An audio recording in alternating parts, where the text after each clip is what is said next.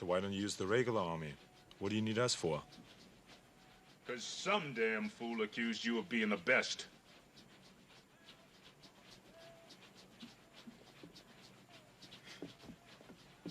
Dylan! You son of a bitch. What's the matter? What's up, y'all? Sparta here. So for this video, I want to talk about battery performance on the iPhone 12 Pro Max. I was about to say 11 Pro Max, but 12 Pro Max. And what better way to do that than to compare it with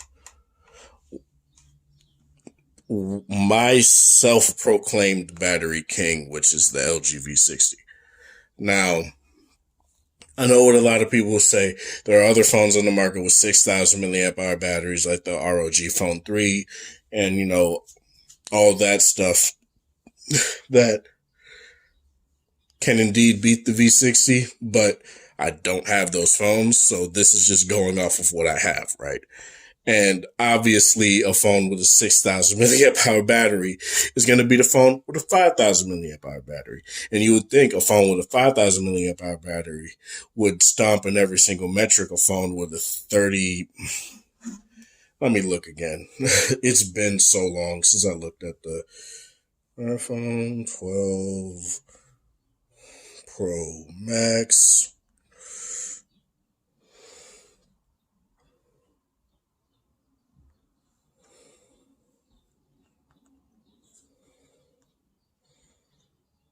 Let me look at this here.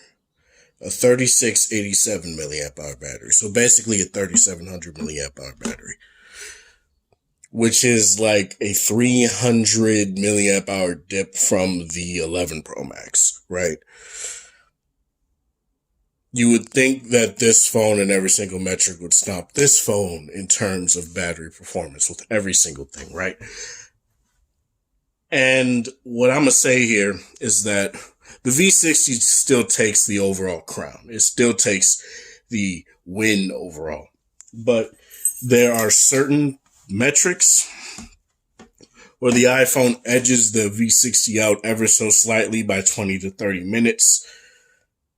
And the V60 creams it in other metrics by like an hour or two. So let me bring up screenshots of every single one of my screenshots when it comes to my metrics here.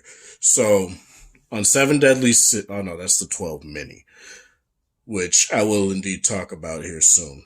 Yeah, that's 12 mini as well. So 7 hours, 29 minutes with King of Fighters All-Star, as you guys can see right here, right? The V60 is able to do 6 hours and 50 minutes on King of Fighters All-Star. So like I said, that's pretty much about 30 minutes right there, right? On Lineage 2 Revolution, the iPhone does 5 hours and 50 minutes. The V60 did 5 hours and 30 something minutes. Let me check. I put it in this folder, I believe. Yep. 5 hours and 31 minutes on the V60. So that's really good. Again, like I said, that's like a 19-minute difference. So that's both phones do Lineage 2 very good. That's a very heavy MMO.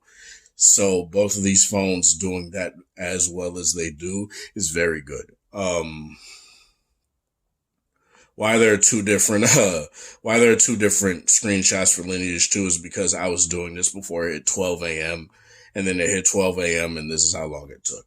So to drain the battery. So that's it. On 7 Deadly Sins, though, this is where I've always said the V60 has a very impressive battery number for this game in particular. So, oh wait, no. On King of Fighters All-Star, the V60 does 6 hours, 40 minutes. So that's 40 minutes extra on the iPhone.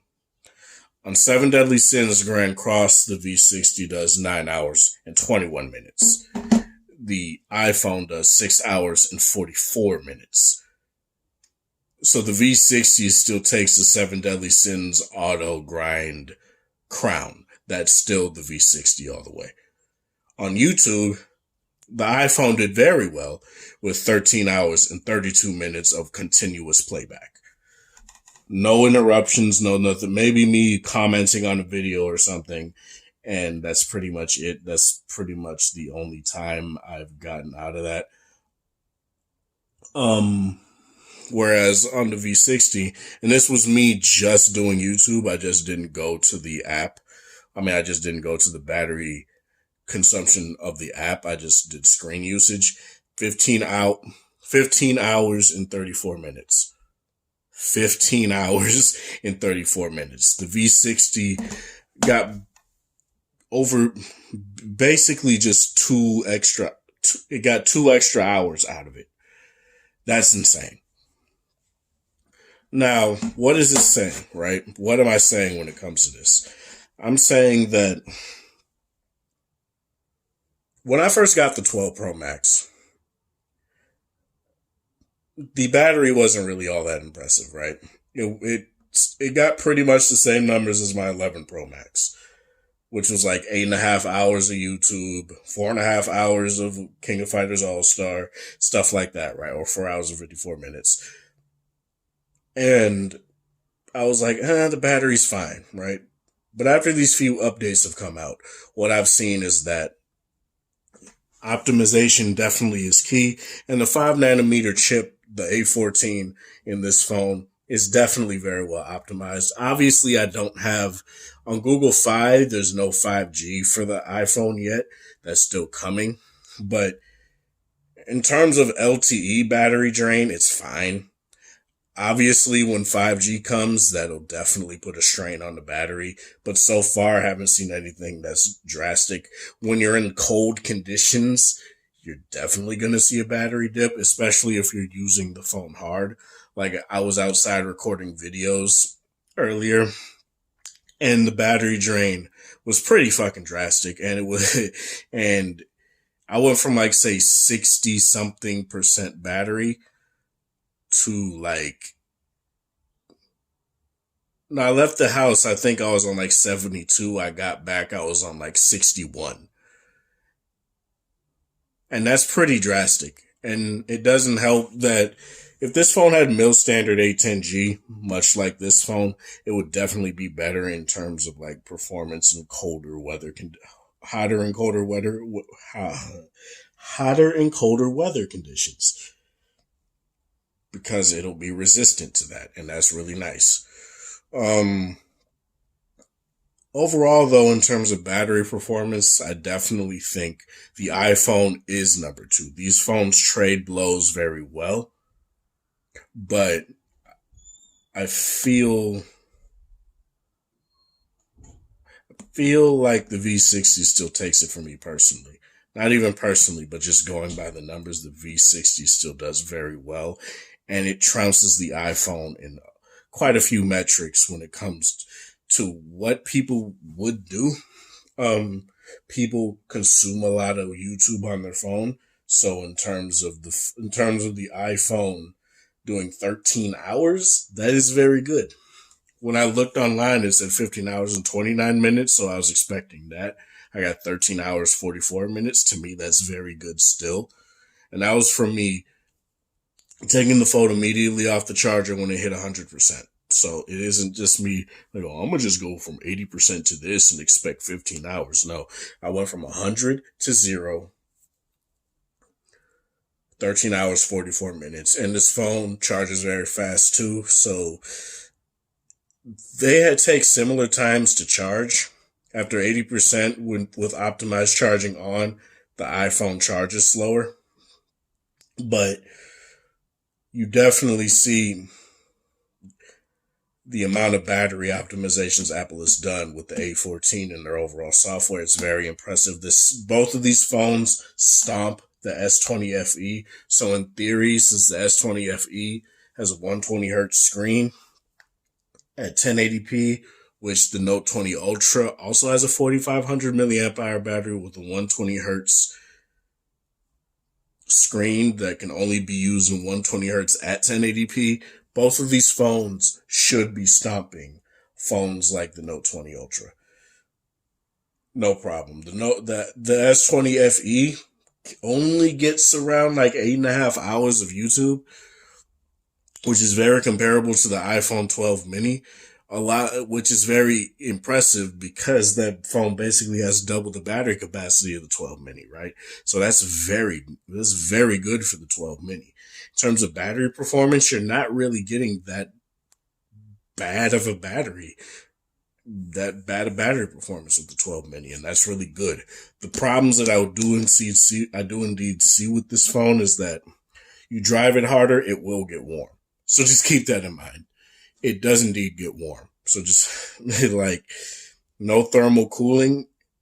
Apple, I know you don't like cooling in your devices, but come on, dude.